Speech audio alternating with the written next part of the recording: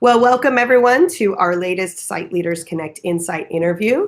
I'm excited today to have Jeremiah Ruesch here with us. Jeremiah, can you introduce yourself and tell us why you chose to be an educational leader? Yeah, hi everybody. So happy to be here today. My name is Jeremiah Ruesch. I am the math coordinator for a small district in Southern California. And I chose to be a leader for a lot of reasons. But the biggest one is to really impact student learning. My biggest goal is to change the way that math education in particular is done, and how students learn. And so in order to do that, you have to be at the table, and be able to impact a variety of different people at a variety of different levels. And so connecting with those ideas is kind of what led me to where I'm currently at on my journey. All right, thank you. So I love that you're on students, which is a great thing. So, well, today you wanted to talk to us about technology integration for deeper learning. And I know you have a math lens, but I also know that you have a lot of experience in technology integration in other areas as well. So can you share with us some insight you've gained on this topic that may be beneficial to our viewers? Absolutely. Yeah, so the idea of integrating technology with our busy schedules as a teacher, as a site leader, as a district, it's often hard to make that personal connection. So a lot of times we need that touch basis kind of connection with our teams and figuring out ways to do that. And so just like how we're having this digital conversation, we're in physical different spaces, but we're still having a face-to-face. So I found that that's really impactful for just as on a surface level, being able to connect with your teams. In a more deeper sense, how do we use? Sorry, I'm at a school site. That's okay. We know that this happens. No problem. Yeah. So how do we connect and impact student learning is the major focus here. And what I'm talking about is related to math, but it doesn't matter what the subject is. So one way that this riffs is kind of related to a new study or a new foundational understanding that I have. So we call it like building a lesson, right? Like on the fly with a group of people. So as a site leader, what if it was the case that like you just set up a lunch, like, and you just went into like the teacher lunchroom, right? And you had everyone just kind of sit around and you have different people talking and you set it up so that you wanted to solve a problem. Well, one of the ways that you could do that is like a subject that's hard to teach, like let's say fractions in a younger grade, or maybe it's how do you get kids to write a topic sentence, or maybe it's how do you get kids to understand the causes of the American Revolution. So whatever the topic you're trying to connect with is you sit around in a group of people in a real environment, but it doesn't have to be, but it works better if it's in a real environment. And then you throw up a Google Doc and you let everyone connect to it. And then you just start ripping around the table about different ideas, brainstorming just as a mental dump. And then from that, then you go out and search out like, what have you tried? What have you tried? What have you tried? And you have those opportunities to kind of like brainstorm, even if the subject isn't specific to the content that they're teaching, the mechanism or the strategy that they're using could be applied. So you just brainstorm all these different ideas, you collect them, and then you organize them in a Google Doc, and then you start to share out how those are connected, and you can connect resources through that process. So it's real-time collaboration that can take maybe 20 minutes. And if you think about like a Metal Hunter's lesson design, it's just a remix of that. So you can fill in the different pieces based on these different strategies. So that's one way that you can use like Google Docs in a real space environment during a lunch period, where you could rip together and just tear apart a lesson using everyone in the room. Yeah, sure. I love that, Jeremiah, because what you're doing is crowdsourcing and getting people talking. And we know that through discussions, not only are able to clarify our and such. I love the Google Doc.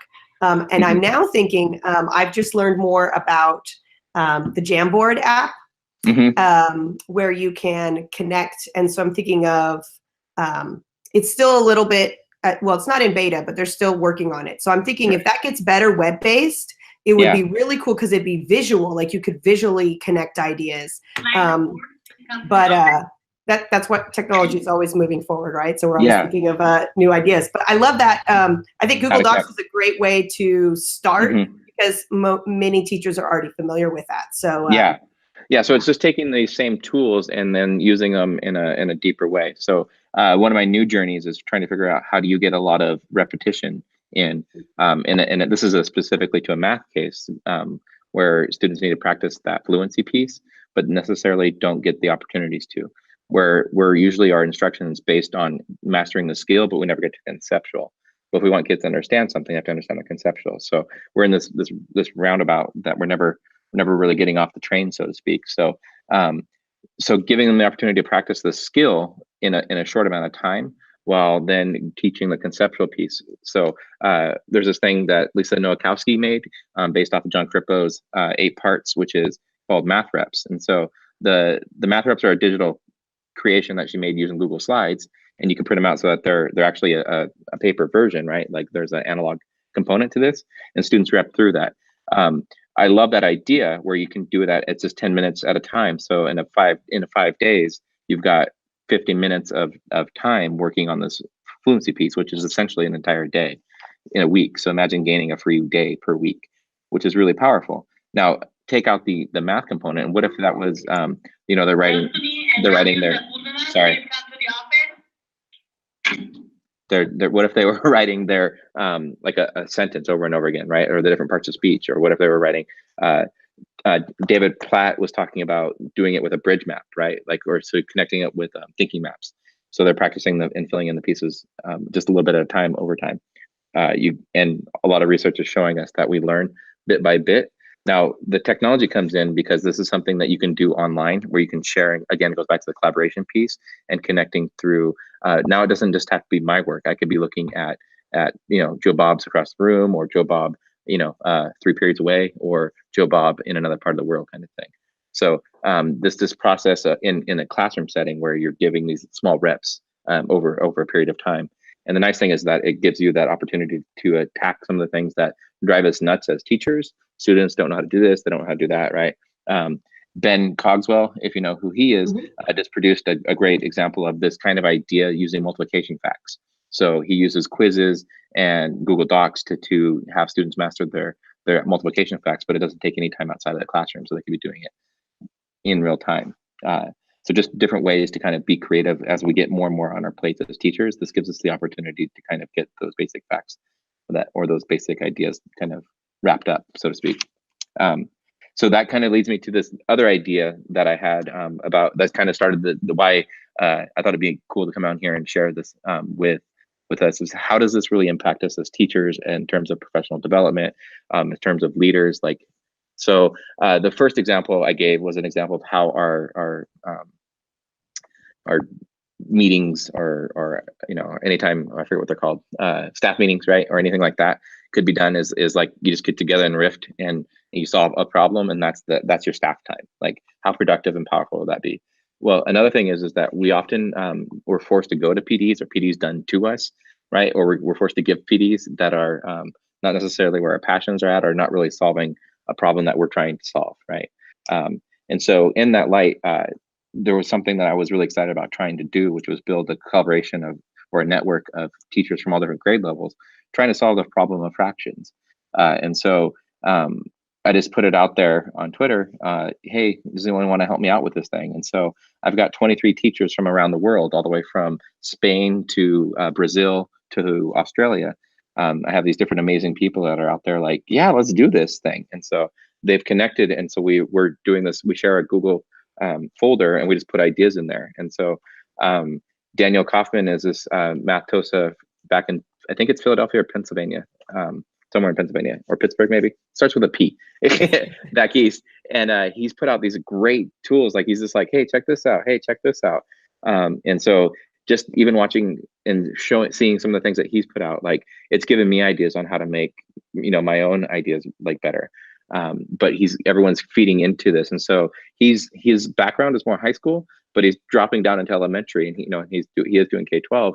And so one of them that he did was, for example, it's called "Convince Me That," and so it's just like this slide deck that has like, I don't know, like 100 and something slides in it now of "Convince Me That" for all different topics and all different ideas that different teachers says, I'm having a trouble with this idea, and they put it out there, and it's like, convince me that. And so now it becomes this thing, and then he has a whole structure around it just to be able to do that piece. And so the idea that we're coming up with is how do you solve this problem of professional development, especially with everything else on our plate, and how do you get it vetted, and how do you make it so that it's something that teachers can actually just pull and plug and go play with it, or districts or site leaders or whoever else wants to use it. And so the idea is that we're going to create kind of like a modular piece of different components along the way of misunderstandings that occur around fractions. So for example, the understanding the size of the fraction, like comparisons. For example, the idea of a denominator, numerator, and how those relate to the size of the whole. Well, that misunderstanding occurs not only in fractions, but also in rational functions. So you think about that spread. You're talking third, fourth grade, all the way up to juniors and seniors in high school who are having that same misconception. And so we've decided to bundle the different PDs around these common misconceptions. So it doesn't matter what grade level they're from, the misconception is the central piece.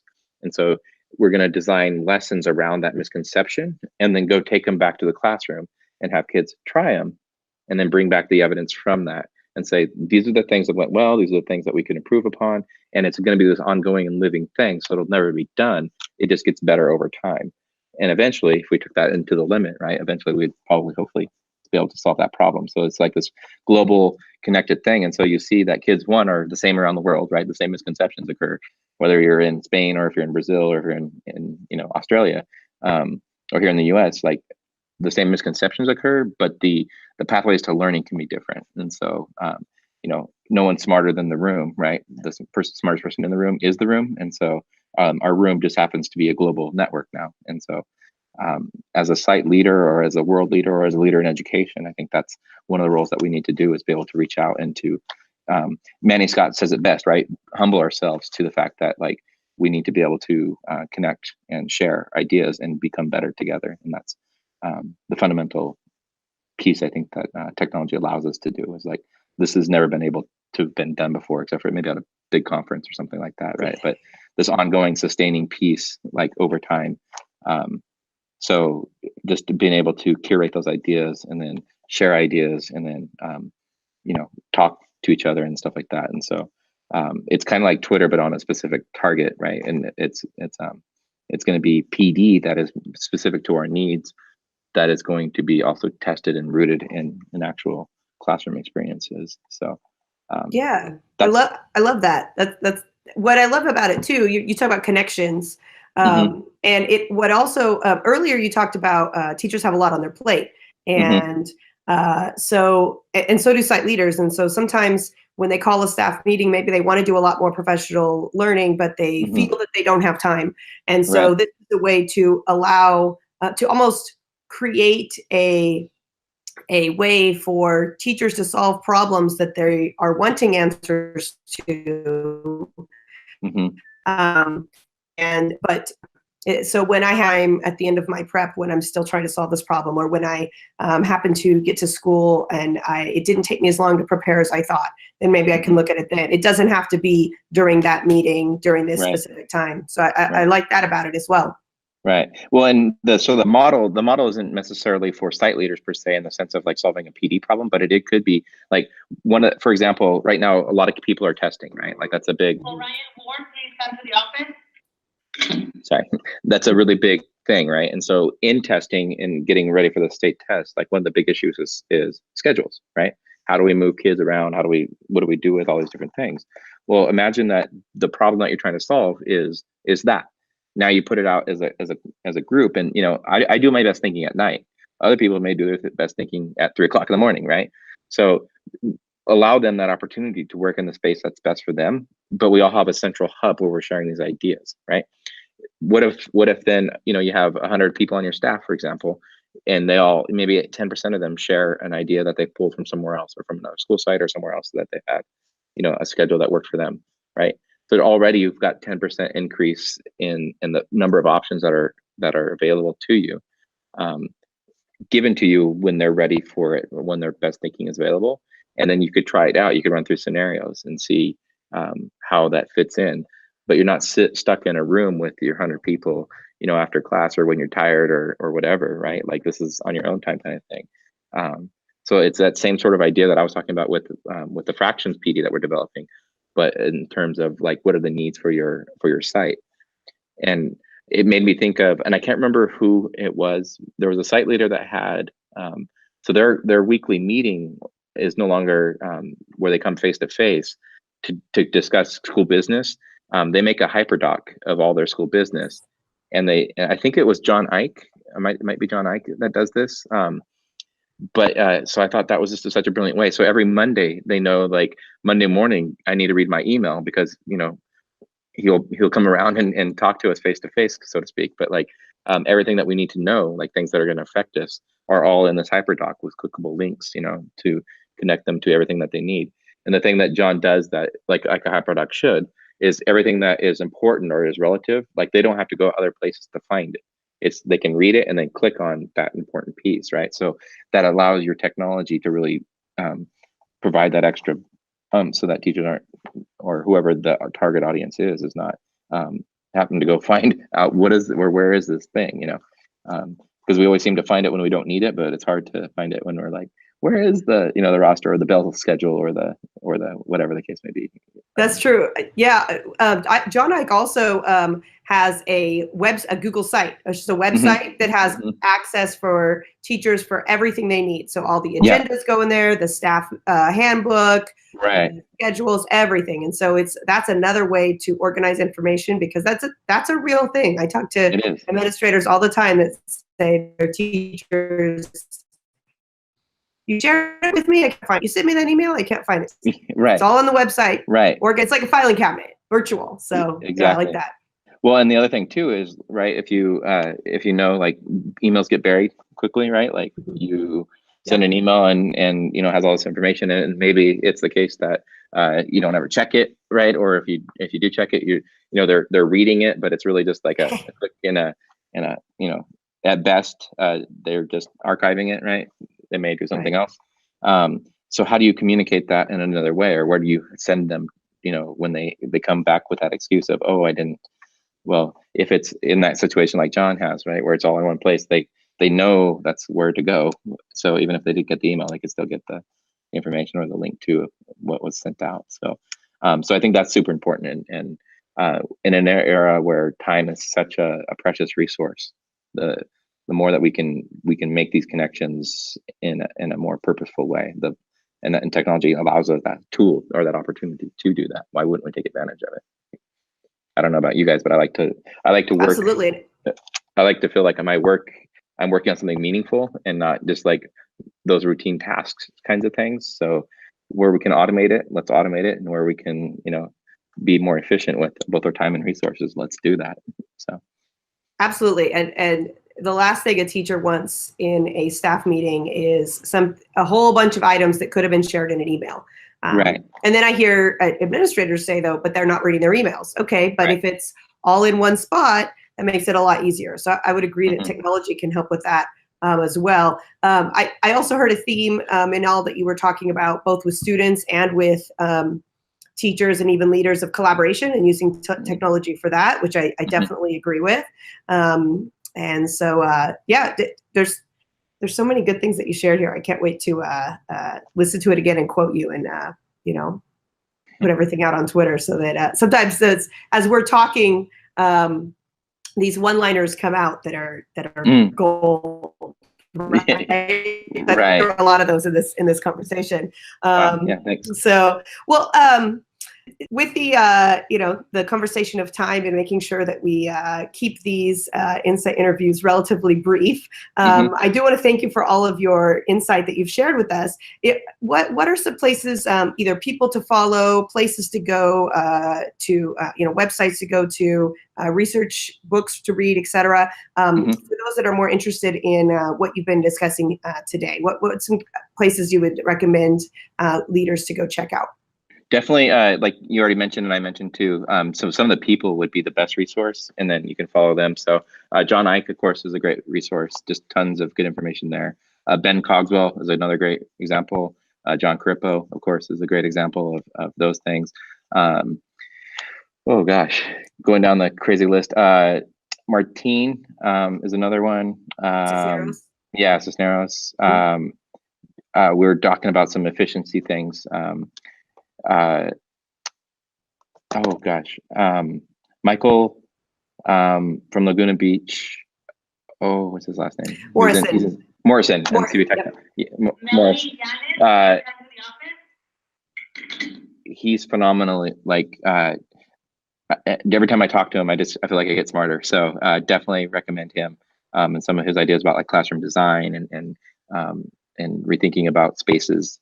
Just is incredibly powerful. Bill Selleck is another one, and David Platt would be another one I'd recommend, and then Lisa Nowakowski, of course, would be some of the ones that I'd recommend. I recommend just searching those names, and then all of the resources will come up. So. Absolutely. Well, thank you. I would second that with every single one of those people. Definitely great people to follow. Wonderful, and they're willing to help as well, which is absolutely also great. Absolutely. Yeah. So and as are you. So thank you so much. Definitely connect with Jeremiah on Twitter, as well as just. All of our leaders in our Site Leaders Connect database. So if you haven't, definitely go to www.connect.org. And I want to thank you again, Jeremiah, for spending some time to share some insight with us. And we will see you next time. Yeah, thank you. Thank you. It was my pleasure. It was a lot of fun.